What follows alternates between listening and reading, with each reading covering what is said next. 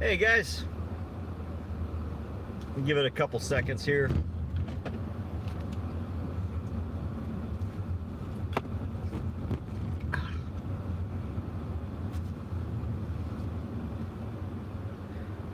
Hey Tim, what's going on, man?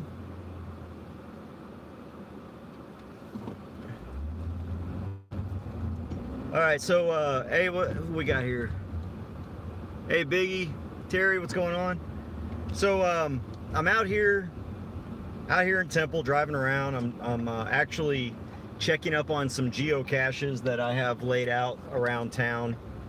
Um, Anxiety or I don't know, even depression. If you're just always sort of amped up.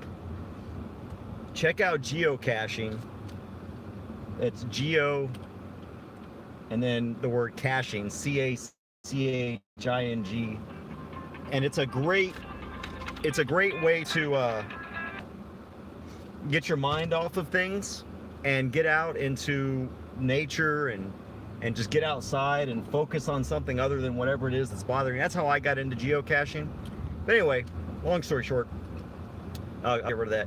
So I'm out just kind of checking some geocaches, and it was near Temple PD, and I thought, you know what, I'm gonna go talk to the chief, because I haven't talked to him in a while. Let me back up a little bit.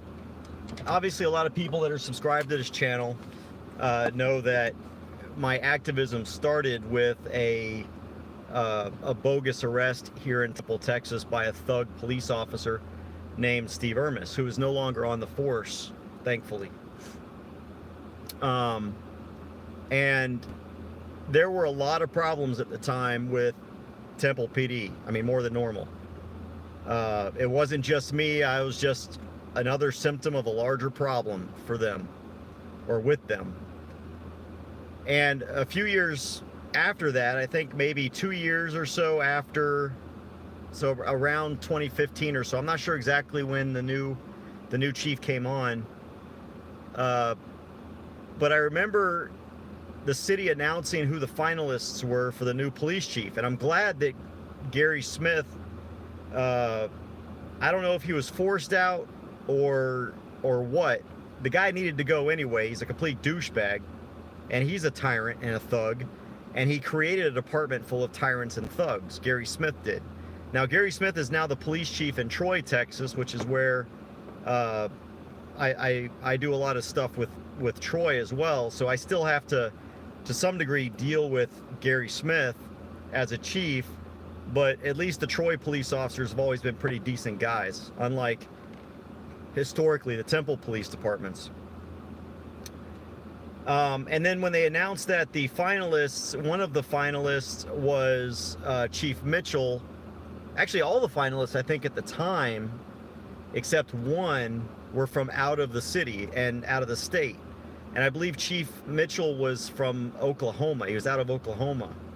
And I was very critical of this. I didn't think it was a good idea that we be hiring people to manage a department in a city that was not familiar with the city. And so I was very critical of this. I opposed Chief Smith's nomination. Actually, I opposed all the nominations except for the one, and then I realized, I've come to realize that that was actually the best thing that the city of Temple did.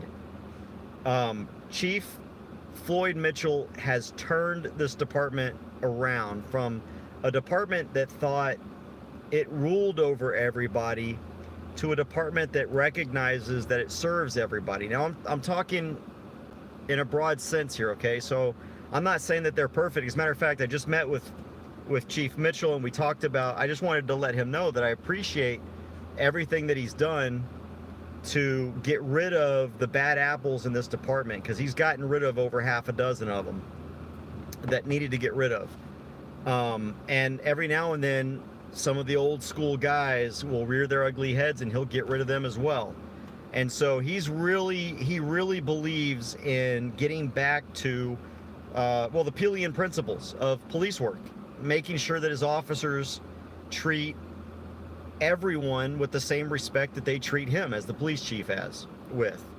You know, we were talking about how he's tried to ingrain in his officers that I treat the guy that comes in and empties my trash and replaces the toilet paper in the bathrooms in this building with the same respect as my officers, with the same respect as my lieutenants and captains, with the same respect as every other citizen.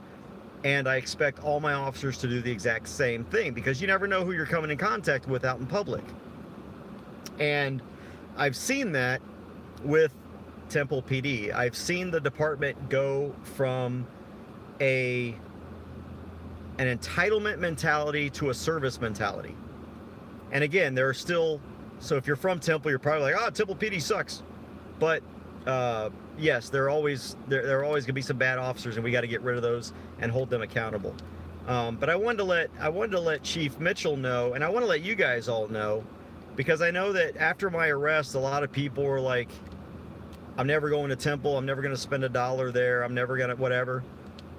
And I was actually telling people, you're absolutely right, don't come here. If you don't want your rights violated, if you don't want to, sorry, my phone says overheating here. Let me put it into the AC. If you don't want, what do I do here?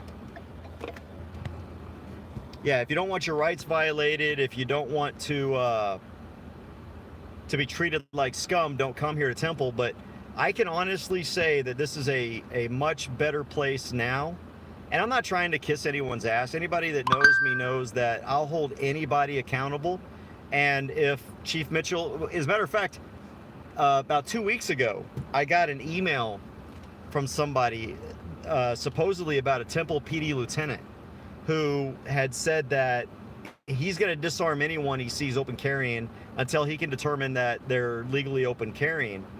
And so I got a description of the officer, the supposed lieutenant, and the date, the location, all that stuff.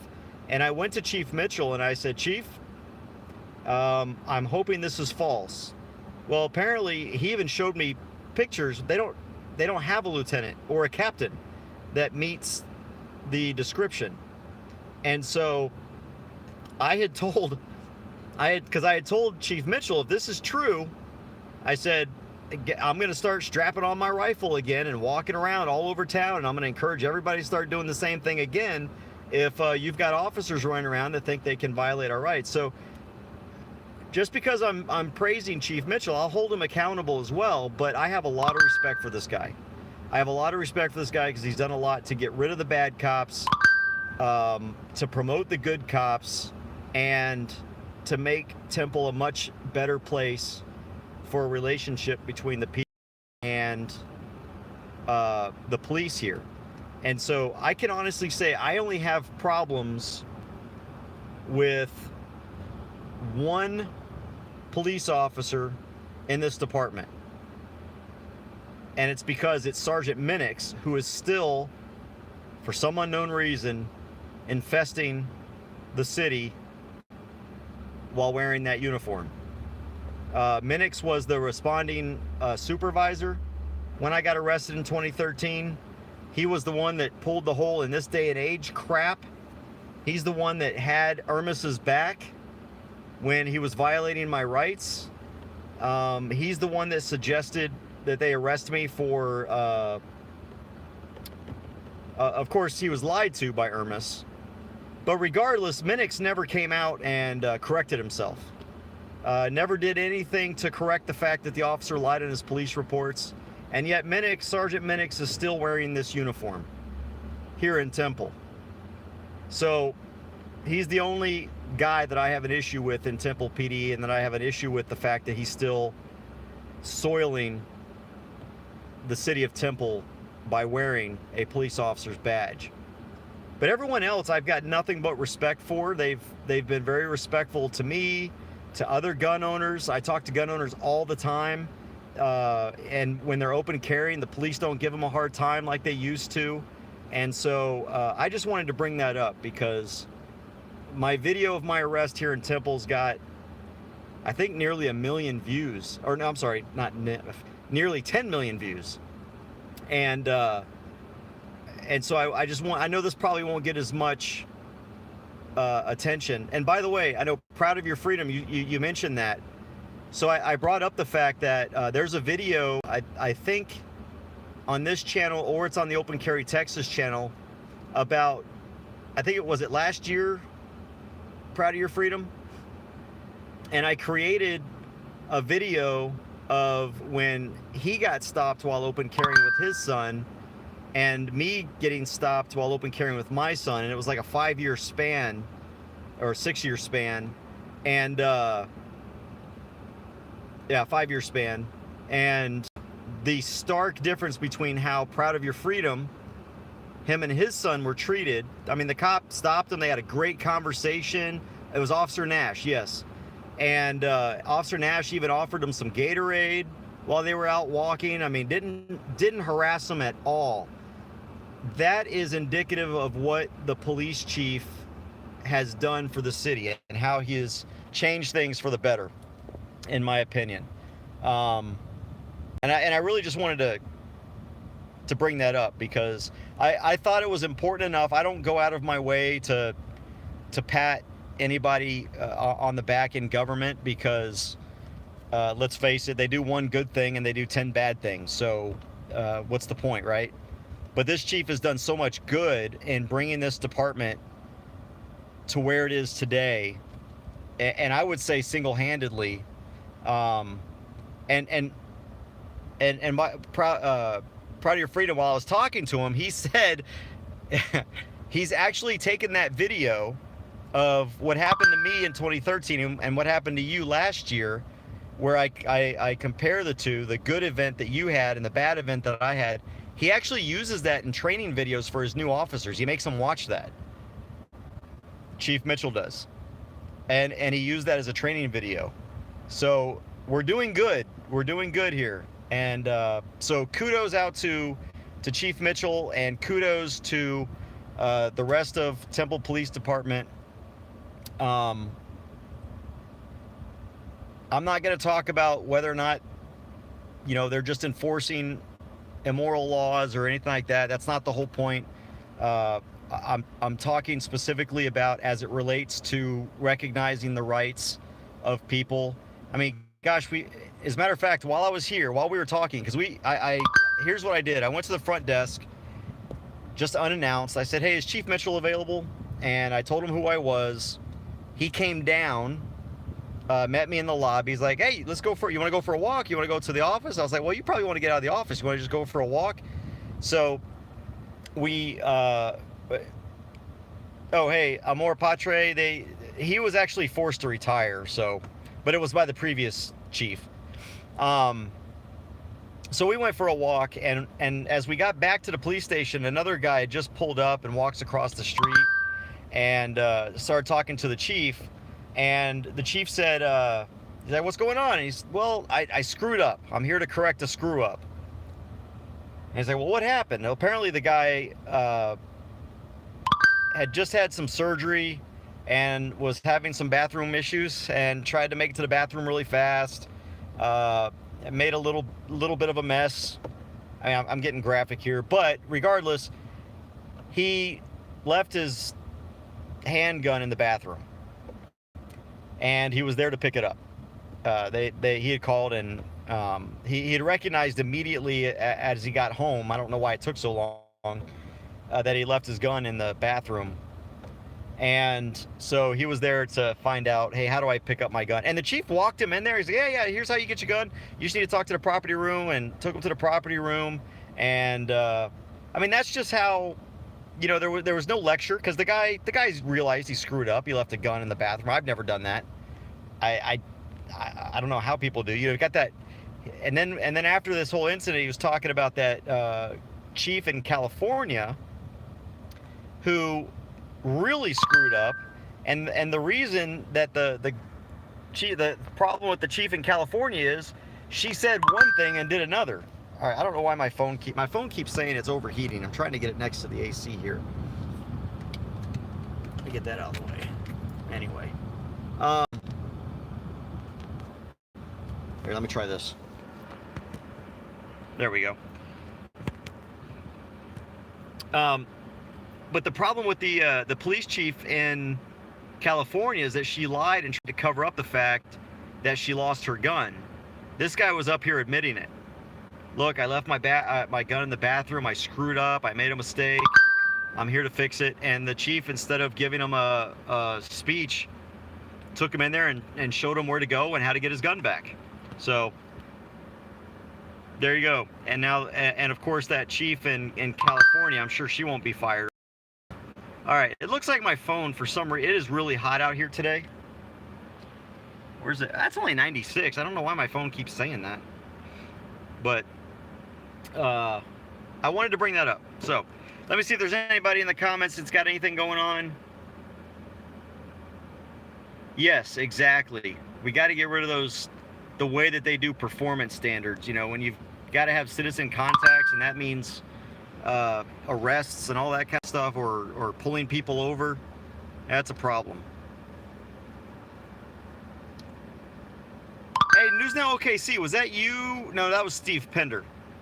I don't know if you guys saw that. Check out Steve Pender's video, by the way, folks. He just got swatted and was out in his garage doing a live stream when the police showed up pointing guns at him, ordering him on the ground because someone had called and said he had just shot and killed someone, or was about to shoot and kill someone.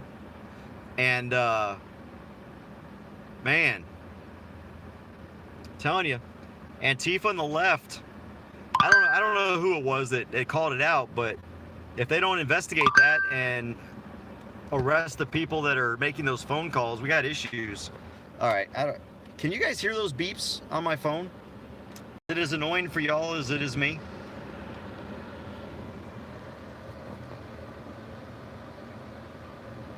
All right, any questions here in the, yeah, it was crazy. I won't be coming down to Corpus anytime soon. I'm getting ready to head to law school.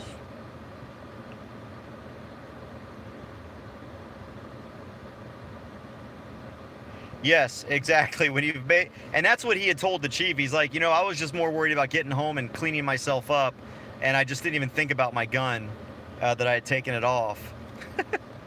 Okay, it is just as annoying to you guys. My phone keeps telling me that it's overheating. That's why I might just turn it off. I think I've said everything, and I answered. I just want to make sure I answered all the questions. So scrolling up, I do want to give another kudos to Officer Nash.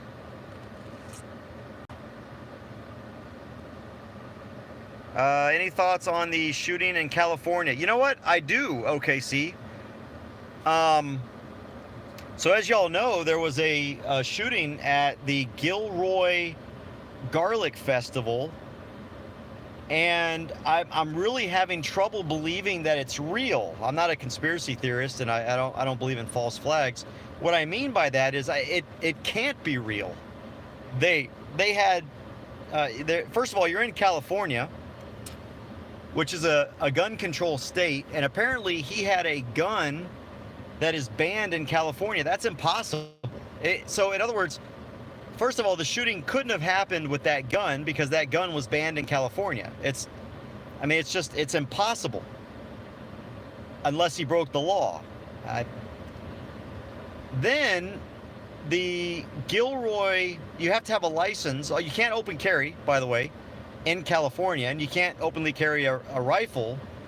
So it's impossible that he was able to do that because that's against the law unless he broke the law. And then he went to a place where it was a gun-free zone. The Gilroy Garlic Festival is in a place where it's all fenced off and you have to go through like a checkpoint to get in there. So it was a gun-free zone, so there shouldn't have been guns in there at all, even if you were one of the few that had a license to carry, unless you break the law. And you have to go through the checkpoint unless you break the law like that guy did and you use wire cutters to get into the fence line to bring your rifle in there. So I find it, and yet the left is whining about we need more gun laws. The guy bought the rifle legally in Nevada, a place with universal background checks. So why didn't that stop the shooting? I don't get it. By the way, an SKS, I hear in the media, Fox News is even saying that an SKS is like an AK-47. No, it's not. My SKS is a great hunting rifle. But it is nothing like an AK-47 other than the fact that it uses the same round. So, but it's a great hunting rifle. I guess that guy showed that. But had he used an AK-47, he might have done more damage in the confines that he was in. So what's interesting is California, they're all yelling about we need more gun control, we need more gun control, but literally they had a utopia of gun control where the shooting happened. Now, here's what is true about this. The police are hailing the fact that that more people weren't killed because they were able to respond within 1 minute to the shooter. Well, guess what? In 1 minute, 3 people were dead and 13 other people were injured. How did that 1 minute save lives other than people who hadn't been killed yet? Can you imagine if anybody there, if most people had been allowed to carry guns? Now, it's California, so most of them are morons anyway and probably wouldn't carry a gun even if they were allowed because they've been so brainwashed about it. But it probably could have been responded to a lot quicker had someone with a gun nearby, near the shooter, been able to respond immediately. You know, the police are talking about how great it is. They had all these police officers at this festival, at this garlic festival. And they had so many police officers, it was extremely safe. Well, if that's not proof right there, ladies and gentlemen, that the police can't keep you safe and that you are your best first responder, I don't know what else is. But yet you've still got the gun control people and the media going out there acting as if we are all stupid and don't realize, look, if this had happened in Texas or Arizona or, you know, some other state with excellent gun laws, in other words, people get to carry without, it gets carried a little easier than in these other places, I could almost understand at least the argument. It would be a wrong argument, but I could almost understand it.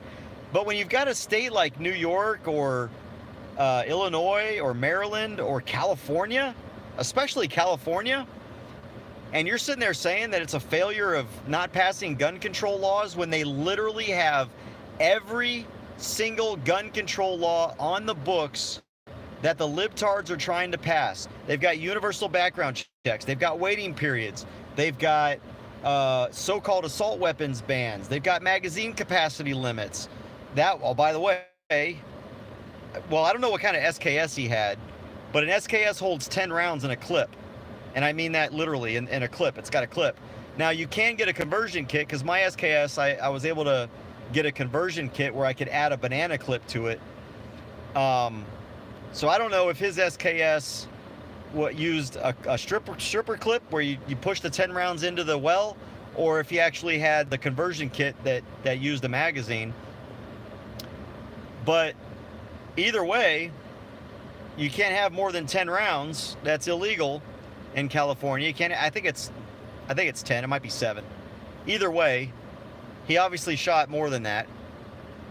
Every single gun control law that the liberals are trying to pass is present in California. And it still happened. Oh yeah, you have to have, you can't even buy ammunition in California without a license now. And without a background check. Crazy. Crazy. Oh, but not enough gun laws are the problem. Well, that's because other states, you know, he bought it in Nevada. Okay, but your California gun laws should have stopped him. And if he bought the gun legally, which he did, what does it matter? He passed the background check, they said. What law would have stopped that, even if every state was like California? Because even their waiting period wouldn't have fixed it, because he had already passed the waiting period. Anyway, Yeah, he's 19 years old. He's an Iranian, of Iranian descent. The media, I remember on Twitter when this whole thing was going down, the first thing liberals were yelling about is another white terrorist, another white terrorist. And now they're all talking about, no one's talking about his skin color anymore all of a sudden. No one's talking about where he came from. But up until this morning, when they announced who he was and where he's from, all of a sudden now the race card doesn't matter. Suddenly he's not white anymore. Suddenly they're not even talking about his race anymore. If that doesn't tell you how racist the left is, I don't know what will. All right. Yeah, waiting periods give more time to plan your attack. Absolutely. Okay, folks, I'm gonna drop this off here. I've got a few more geocaches to check on. I'm actually here at my next spot, and there you go. Hey, we do have, I want to tell you, on September 14th, go to Open Carry Texas on YouTube. Not YouTube, on Facebook. Check that out. I think it's also on our Twitter. But on September 14th, there's a Defend the Constitution rally in Hearne, Texas. Okay? Hearne, Texas. I can't be there. I'm going to be in school that day, or during that time, and I won't be able to make it back. But please be there and support that event in Hearne. Bring your openly carried rifles, your openly carried pistols, your signs, your flags, whatever you want. Let's take a stand for the Constitution and defend liberty and demand that our politicians get back to it. We've got a field of 20 plus Democrat candidates who are trying to poop all over the Constitution right now. And we need to show up in force and let them know that we demand that our Constitution be respected. All right? We need constitutional carry. We need to get rid of Bonin. By the way, speaking of Bonin, I've got 3 of these shirts in extra large. Somehow I got extra ones. I don't know how I did that. I don't know if y'all can. So, I've got 3 of these. If you would like one, send me an email to cj@cjgrisham.com, because I've only got 3. cj@cjgrisham.com. All you gotta do, if you just send me $10 to pay for shipping, I will give you one of these shirts. Now they're only in XL. I've got 3 XLs. I ordered 1 XL. I don't know if they sent me 4 or if I accidentally ordered 4, but I only need 1. So I've got 3 of these shirts, $10 each. That includes shipping. But send me an email first, cj@cjgrisham.com, if you want one. And that way I can tell you, yes, I've got one left. Go ahead and send $10. And when you send the $10, I'll get it shipped out to you. If you want one. But I got 3 of them. I don't need 4 of the same shirt, guys. So it'll help me get to law school, I guess. All right, take care, you guys. Be safe. Be free.